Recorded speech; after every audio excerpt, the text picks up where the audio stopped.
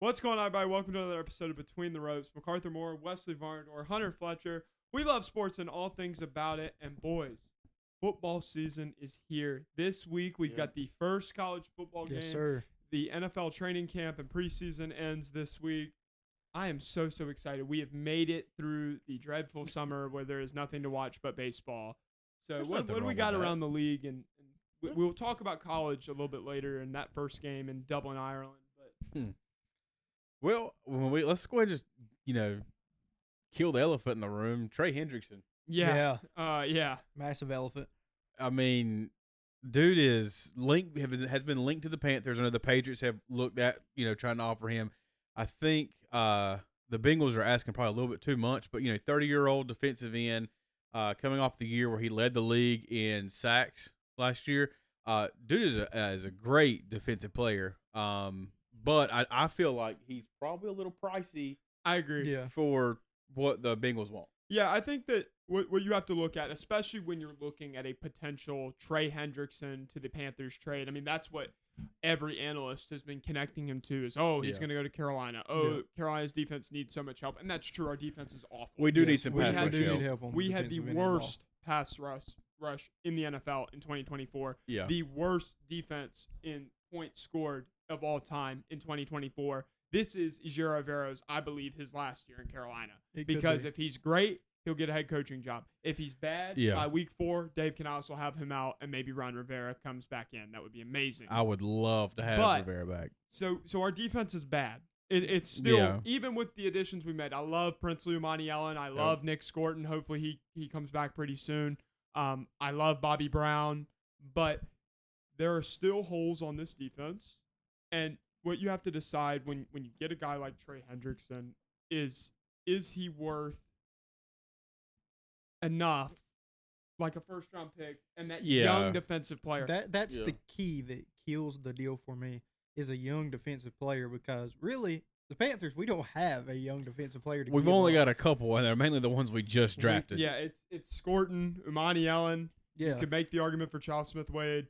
And you're probably going to have to throw in a veteran for salary reasons like Pat Jones, who we just signed from Minnesota, or DJ Wanham, and that 2026 first-round pick. Yeah. I don't think Hendrickson at 30, turning 31 in December, is worth that kind of haul. If we could get him for Pat Jones or DJ Wanham and a third-round pick, that would be more suitable. Second, I would say maybe a second.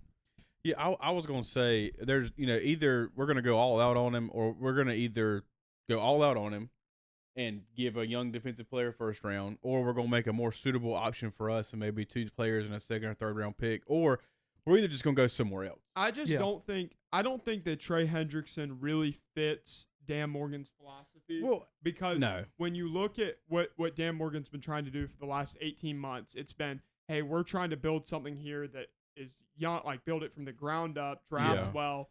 Getting a 30-year-old defensive end is not exactly what I would call your building from the ground up. I agree with that completely, like 100% agree.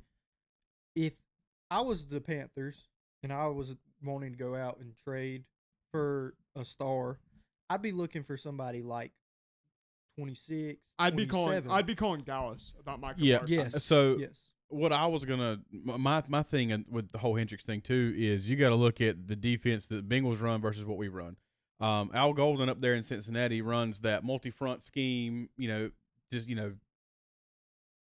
focuses on disguising blitzes in different blitz packages. They run a base 4-3. Right. Yeah. We're a base 3-4. Yeah. He's not going to fit our defensive scheme at all.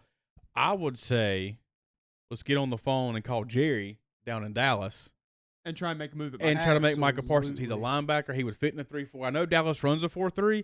But I think Micah would still fit very well in our 3-4 front. The thing about Micah Parsons is he is a franchise-altering player on defense, which you can't say too often. No. Especially at 25, 26. Yes. And with Micah Parsons, I mean, you throw Micah Parsons into our current defense, even if we gave up 2 first-round picks.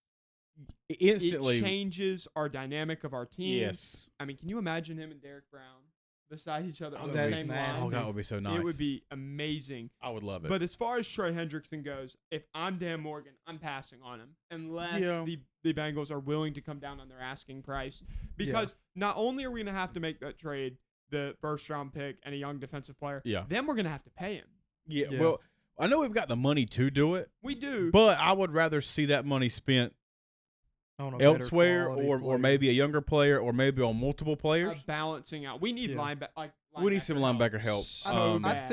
think the only way that they should make that trade is max 2 mediocre defensive players and Yeah. maybe a second or third. That is Yeah. the only way I think it comes out good for us. And I really think that, I mean, yeah, we're linked to him, but I think ultimately if he doesn't get traded to us, I think that the Bengals will reach a deal because I think the only thing they're arguing with now Guaranteed money. is guaranteed money. He That- wants to be in Cincinnati. Cincinnati wants him there. It's just, can they get a deal done? yeah. And I just don't think he's a Panther in September or even October. I just don't. I mean, like I said, would I love to have him? Yes. Does he fit our scheme? Absolutely not. No. Not at all. But not often do you have the opportunity for those, big name defensive players to come to Carolina. But another thing is, I was listening to Mad Dog Radio the other day, and they were talking about all these. You got Scary Terry requesting a trade. You've got, Micah Parsons requesting a trade. Now we got Trey Hendrickson requesting a trade. A lot of it is they've tried contract negotiations. They've tried to come with a deal, and they can't. So now they're running to the I'm demanding a trade. Yeah. And it's their last option since they're under contract. And I don't have a problem with it. But how much of him demanding a trade is them actually wanting a trade if they want to stay where they are? With Hendrickson, it is absolutely a last-ditch effort to try and get a bigger contract and to try and get what he wants. Yeah. Because Absolutely. he has made no inkling at all that he wants to leave Cincinnati. Yeah. And I think he's still – I don't know if I'm getting him – no, I was getting him and Micah Parsons mixed up. Micah Parsons, there was a rumor that he was going to sit out this year. But if he does sit out, then he loses that tenure because he's got to play at least 9 games this year. Right. So I don't think you'll see any of these guys sit out because they'll lose that tenure that they get for retirement because most of them are still under contract. But ultimately, I just do not see Trey Hendrickson in Carolina. I would love it, but he doesn't fit our scheme. He's not coming probably. No, I don't think so. I think either. there's too much of an asking price for him, honestly. Yeah, I agree with you. If we were going to pay him all that money, I would rather us balance out our defense because, I mean, we're still – I don't think we're even a bottom 10 defense.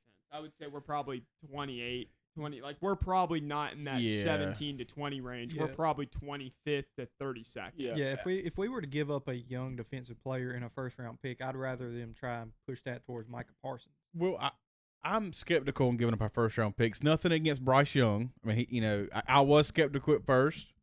I think we all were for a little while. I but- was not. But he's shown flashes last year. But the shock and what scares me is giving up a first round or so many first round picks that we get crippled for years. Yeah. Yeah. We become like the Brooklyn Nets in the NBA. Yeah, I mean, this in was the our- 2010s What was our first? This was our first round pick since we since took the trade. Bryce. Yeah. So I mean, we went through several drafts until this past year of just We only had one where we didn't have our first round pick, but we also had so many other picks involved, plus giving up DJ Moore.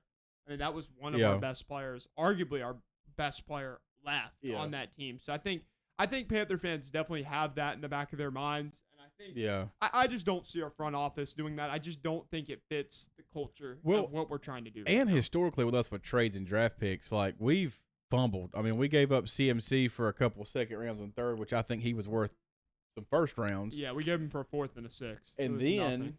you got Brian Burns, who at one point the Rams before the trade deadline that year were going to give up 2 first round picks for, Yeah. and we ended up waiting to the end of the year and gave him to the Giants for like a second and third. That was a Scott Fitter disaster class. Yeah. I mean- Dan Morgan had to salvage what he Yeah, had left. I mean, historically we've been shaky on especially trades. recently. Yeah, And we have not done as well as I would like to see. So I do think there's some skeptical issues there, but I think Hendrickson stays a bank, do too. Yeah, I think they'll get a deal done. and it could be next week. I mean, really. I mean, and it think could it's be by the soon. time we could be recording this now on Wednesday, and they could have already stroked the pen, and it just hadn't On broke news Thursday. yet.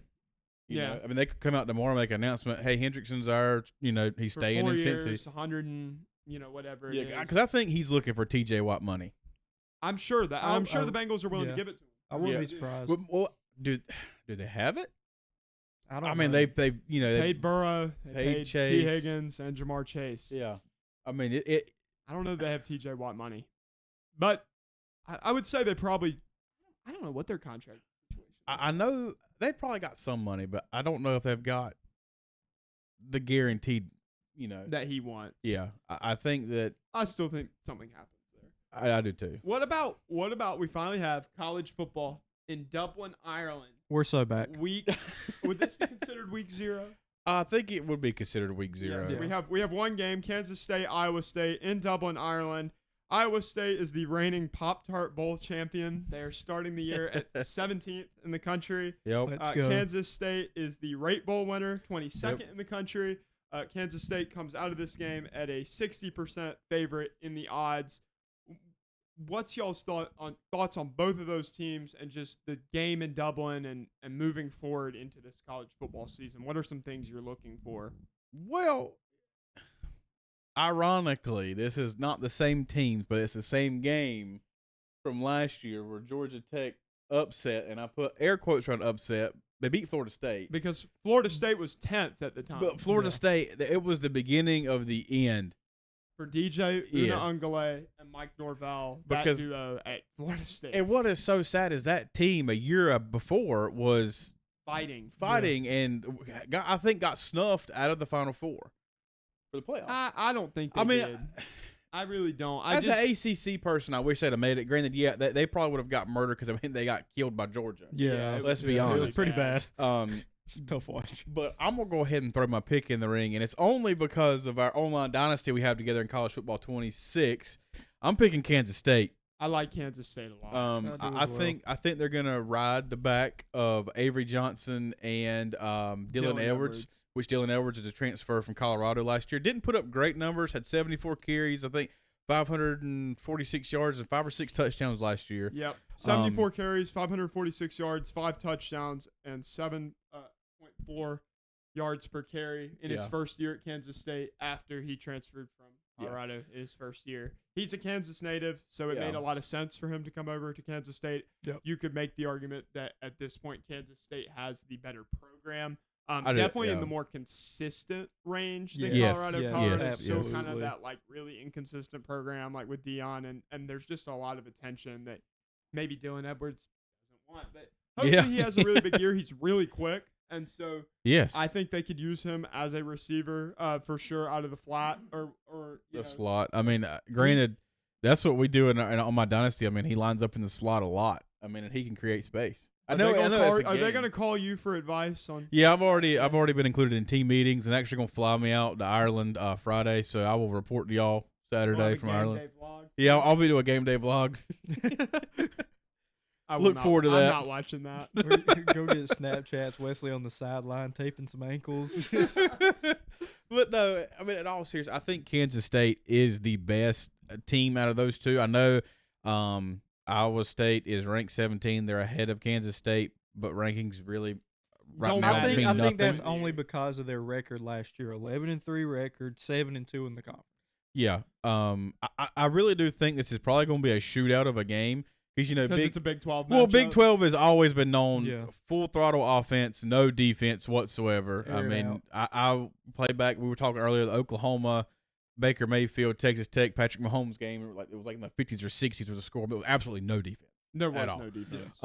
So historically, they're known for no defense. I think it's going to be a shootout, but I do think ultimately Kansas State pulls it out. I'm going to say, I'm going to give it a score 48-41 Kansas State. I'm going 38-34 Kansas State. I think it's going to be a little tighter than that. I think the issue with Iowa State for me on the offensive side of the ball is the loss of Jalen Noel. He's a Houston Texan right now, and it's really going to be who steps up for Rocco Besh. I mean, Rocco had a great year. 3,500 yards, 9 picks. Year. He had 25 touchdowns. Yeah. He was a good player in the Big 12, but he had Jalen Noel, who was one of the best wide receivers in college football last year. Now he's a Houston Texan. So there's going to be a loss there. It's just like North Carolina with Omarion Hampton. There's going to have to be a new X factor at that position. Yeah. So who's that X factor going to be for Iowa State? I don't know that they find it in week 1. I think Kansas State will win the week 0 game in Dublin, Ireland. I do too. I do think Iowa State's probably gonna have a good year. I don't think they're gonna have another 11-3 season. I don't.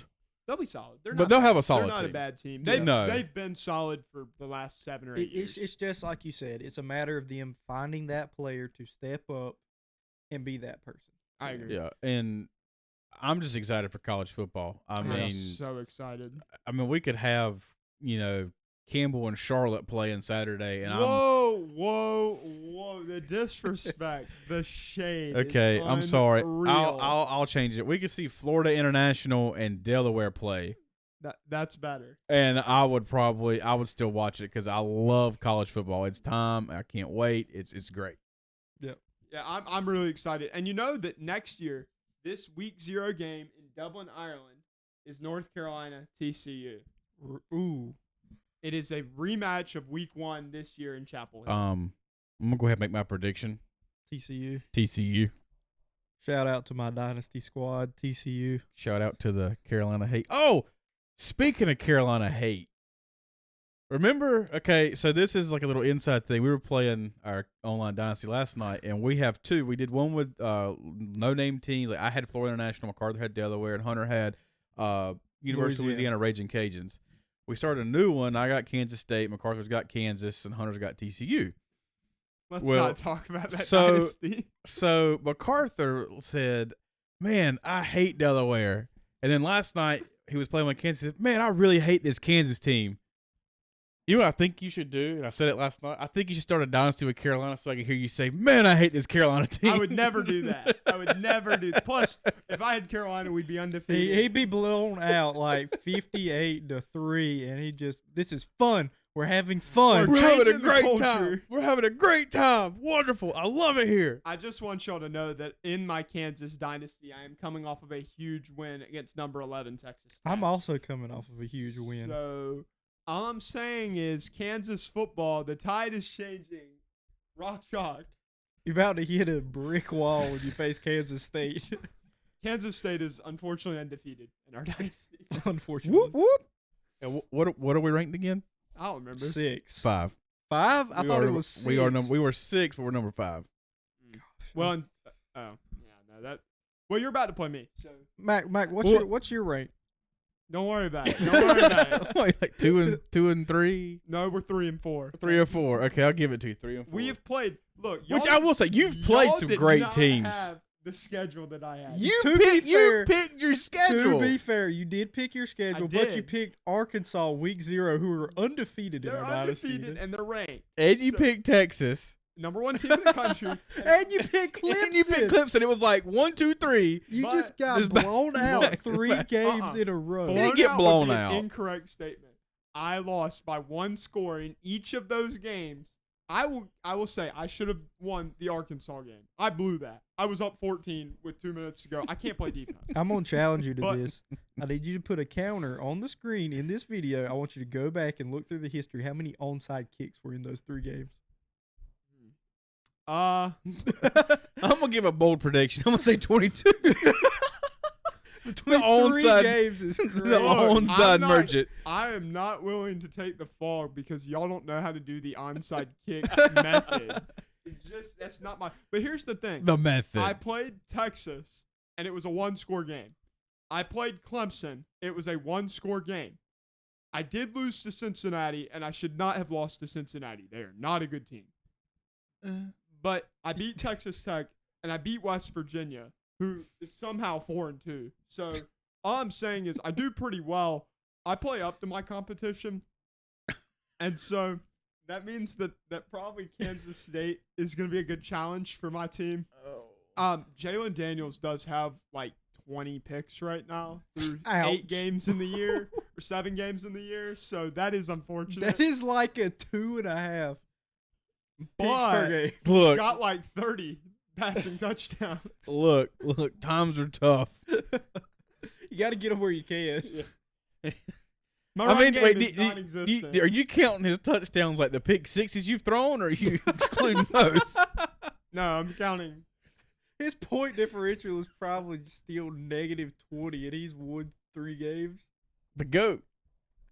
I don't think it's that bad. No, it's not because It's I've not only that bad. my losses are all one. They're one I close. think your losses. point They're differential close. is. I looked at it last night. I think it was like 8. It was 16 last night, so now it's 22 because I won by 4. Okay. Against Texas Okay. Tech. See, look, you're getting better. Our culture is changing. You're The getting culture's there. now. You're Let me getting ask you a there. question: are you making your coach wear a tie right now? No, I'm My not. coach. Okay. So here's the thing.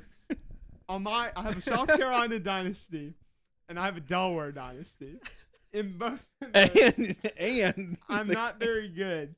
And so in each of those dynasties, if we lose like 4 games in a row, I require my team. You know, you can customize your apparel. So I make my coaches wear a button-up shirt and a tie until we win a string of games. So Shane Beamer is currently still in a tie, and we're into the next season at South So, Carolina. funny story.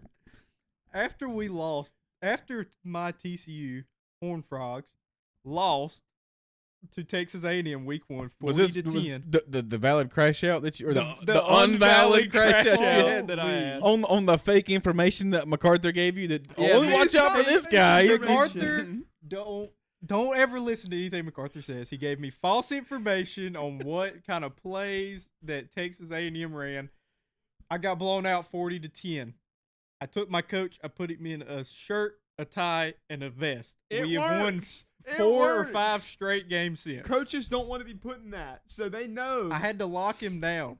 Is he still in the shirt? Yes, and tie? he's still in the See? shirt and tie. See? He'll be in the shirt and tie till after I play Anybody Wesley. who plays NCAA 26, please, if your coach isn't doing so well, put them in a shirt, a tie, and possibly a vest. If it gets really bad, like my he's Delaware in a coach, vest. my Delaware coach is in a vest right now. Ryan Carty, he's in a I'm vest. telling you right now. Or you just if- leave them in a polo when they play when they do good. If we beat Wesley, when I play him tonight, I'll put him in a hoodie.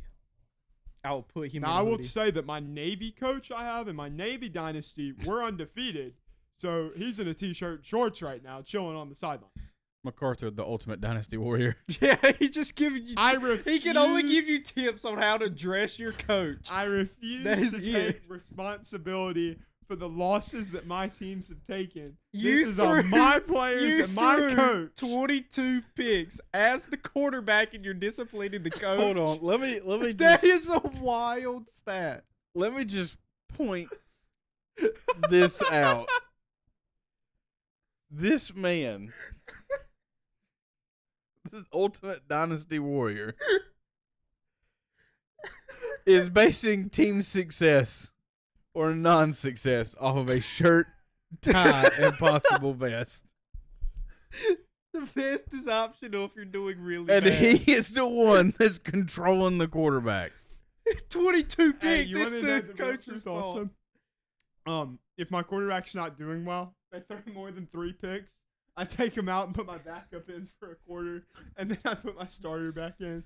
So I don't think I've done it to Jalen Daniels yet, but Lenora Sellers, I know I took out so many times during the year. It was like just a running joke in the online dynasty.